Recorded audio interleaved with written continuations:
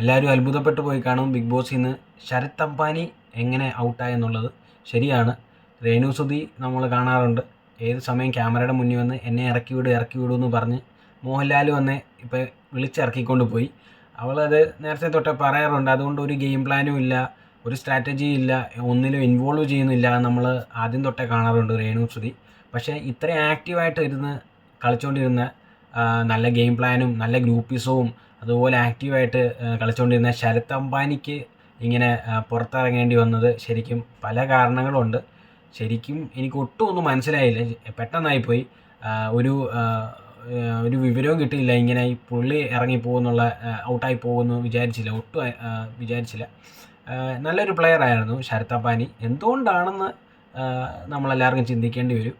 കഴിഞ്ഞ ദിവസം എന്തോ തെറി ഉപയോഗിച്ചെന്നൊക്കെ പറഞ്ഞ് നമ്മുടെ പുതിയതായിട്ട് വന്ന ഐറ്റങ്ങളൊക്കെ കുറേ കംപ്ലൈൻറ്റ് പറയുന്നുണ്ട്. നമ്മുടെ തന്നെ മസ്താനി എന്നൊക്കെ പറഞ്ഞ ഐറ്റം. അപ്പോൾ അതുകൊണ്ട് വല്ലതും ആകുമെന്ന് സംശയമാണ്. പക്ഷെ ഭയങ്കര പാവപ്പെട്ടവനായിരുന്നു. എന്തെങ്കിലും ഒരു സ്ഥാനം കിട്ടുമെന്നായിരുന്നു ഞാൻ ആഗ്രഹിച്ചതും. ലാസ്റ്റ് ഫൈനൽ ലിസ്റ്റിലൊരു 4th കിട്ടണമെന്നായിരുന്നു ആഗ്രഹം. പക്ഷെ പെട്ടെന്ന് ഔട്ടായി പോയതിൽ വളരെ സങ്കടമുണ്ട്.